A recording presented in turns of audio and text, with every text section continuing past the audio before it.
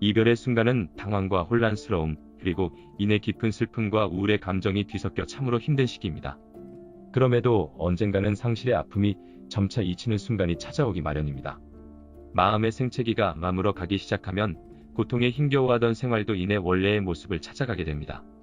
그리고 이별의 과정과 그 순간의 기억들은 마음 깊은 곳, 의식의 수면 밑으로 가라앉아 있는 상태일 것입니다. 물론 다신 들추어보고 싶지 않는 기억이겠지만 말이죠. 하지만 분명 이별의 상처가 아물고 난 후 이내 새로운 관계를 맞이하게 될 것입니다. 그 관계를 준비하기 위해서 새로운 이와의 관계에서 같은 아픔을 반복하지 않기 위해서 관계 안에서 관계를 망가뜨리는 패턴이 있는지 살펴보는 것은 큰 도움이 됩니다.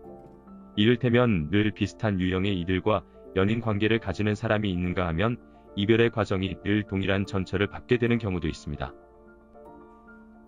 이러한 패턴이 어디서 왔는지, 타인과의 관계를 바라보는 관점에 어떠한 영향을 미쳤는지에 대해 잘 정리하는 것은 앞으로 만나는 이들과의 관계를 순탄하게 만드는 데 많은 도움이 될 것입니다. 하지만 이별을 한 직후에 무엇보다 중요한 것은 애도의 시간을 충분히 가지는 것입니다. 슬픔이라는 감정을 억지로 억누른다면 환기되지 않고 쌓인 감정들은 더 극단적인 형태의 고통을 만들어냅니다.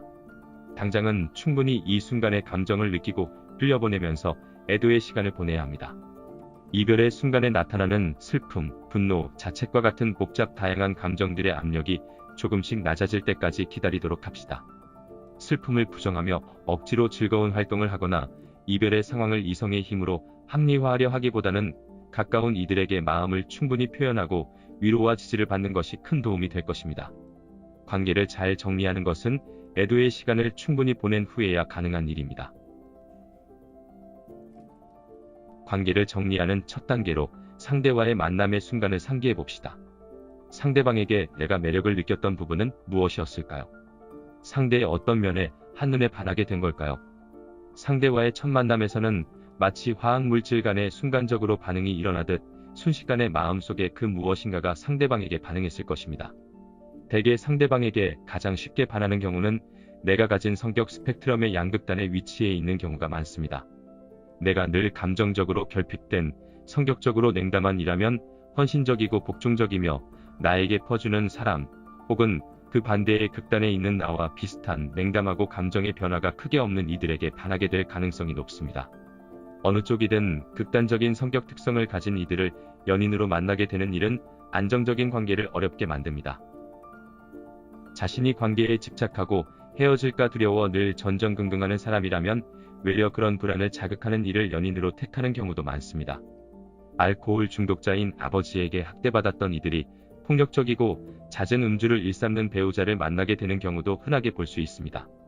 프로이트는 이를 반복 강박이라고 명명했고 스키마 치료 이론에서는 스키마 굴복라고 칭합니다.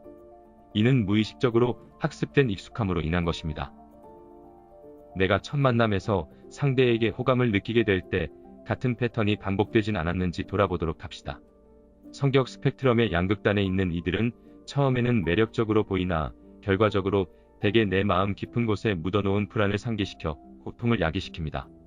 또 관계에 대한 왜곡된 시각이 있음을 인지하고 벗어나기 위한 노력을 기울이지 않는다면 상대와의 관계에서 동일한 패턴의 갈등이 생길 가능성이 있습니다.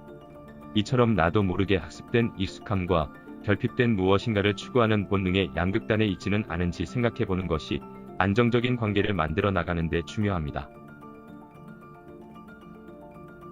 연인과의 관계에서 어떤 부분이 나를 힘들게 했는지를 돌아보도록 합시다. 금세라도 상대가 나를 떠날 것 같은 두려움이 있지는 않았을까요? 아니면 상대가 하는 말에 자존감의 상처를 입어 자괴감에 빠지지는 않았을까요? 혹은 상대에 대한 마음이 금세 식어 역시 세상에 나를 진정으로 사랑해 줄 사람은 없구나 하는 씁쓸함을 경험했을지도 모릅니다. 좋았던 기억을 떠올려 봅시다. 상대가 나에게 해주었던 어떤 말, 어떤 행동이 나의 마음을 편안하게 만들었던가요? 어떠한 장면에서 관계 안에서의 충만한 행복감을 느낄 수 있었나요? 좋았던 기억, 괴로웠던 기억들 모두 내가 나와 상대, 그리고 둘 사이의 관계를 바라보는 관점, 즉 스키마의 측면에서 바라보고 정리할 필요가 있습니다. 스스로가 어떠한 관점에서 관계를 바라보고 있는지 인식하지 못한다면 상대는 바뀔지라도 자신의 무의식에 의해 비슷한 패턴의 관계가 형성되며 결국 관계에서의 고통은 반복됩니다. 감정적 박탈을 깊게 경험하며 성장한 이라면 상대방이 아무리 사랑을 표현해도 성에 차지 않을 수 있습니다. 자신에게 근본적인 결함과 문제가 있다고 느낀 것이라면 상대의 사소한 말에도 쉽게 상처받을 수 있습니다. 즉, 관계의 형성과 형태, 그리고 결과가 상황과 상대에 따라 달라지는 것이 아닌 마음의 수면 밑에 가라앉아 있던 무의식, 즉 스키마가 좌우하게 됩니다. 헤어짐의 과정에 대해서 생각해 봐야 합니다. 만남의 끝이 누구나 그러하듯이 표면적으로는 잦은 말다툼과 갈등이 이별의 이유가 됩니다. 그러나 그 이면을 들여다보면 자신의 무의식 아래에 취약함과 아픔을 자극하는 촉발 사건이 있지는 않았을지 돌아볼 필요가 있습니다. 관계를 늘 불안정하고 언제든 깨어지기 쉬운 것으로 여기는 이라면 상대의 연락이 뜸한 것이 촉발 요인이 됩니다. 자신을 진심으로 이해하고 공감해줄 사람이 없다는 정서적 박탈감을 가지고 살아가는 이는 상대의 사소한 행동에도 관계의 소원함을 느끼고는 이별을 떠올리게 되는 것입니다. 헤어짐의 과정에서 주고받는 말들은 서로에게 상처를 주기 마련입니다. 이별이 쉬운 사람은 세상에 아무도 없습니다. 하지만 그 과정에서 분명 더 과장되고 왜곡된 시각은 상황을 더욱 받아들이기 어렵게 만듭니다. 관계에 대한 책임은 혼자의 것이 아닙니다. 관계는 일방통행이 아닌 양방향이라는 것입니다. 자신의 스키마가 관계를 왜곡시키는 만큼 상대의 스키마 또한 관계에 영향을 미칩니다. 이별의 원인을 전적으로 자신의 탓으로 돌리며 자책할 필요는 없습니다. 내가 가진 관계에 대한 시각과 더불어 상대의 부정적인 스키마가 관계의 악화에 어떠한 영향을 미쳤는지 떠올려 봅시다. 내가 상대에게 자극을 받은 만큼 상대 또한 나의 관점과 행동 때문에 자극받았을 것입니다. 상대방의 탓으로 돌리는 미숙한 투사를 하거나 전적으로 자신을 탓하며 자책감에 빠지는 것은 둘 다 도움이 되지 않습니다. 내가 타인과 관계를 맺는 모든 과정이 스키마라는 프리즘을 통해서 이루어집니다. 스키마를 통해 보는 외부의 상황들은 마치 색안경을 통해 세상을 바라보는 것처럼 왜곡되고 필터링됩니다. 만남과 헤어짐의 모든 단계에도 이러한 스키마의 영향이 드리워져 있습니다. 지금껏 맺어온 관계를 돌이켜보며 내가 스스로에 대해, 타인에 대해, 그리고 관계에 대해 가지고 있는 시각이 어떠한지, 어디에서 왔는지를 충분히 정리하는 것은 분명 이 다음에 맺을 관계들을 잘 풀어나가는 데 큰 도움이 됩니다.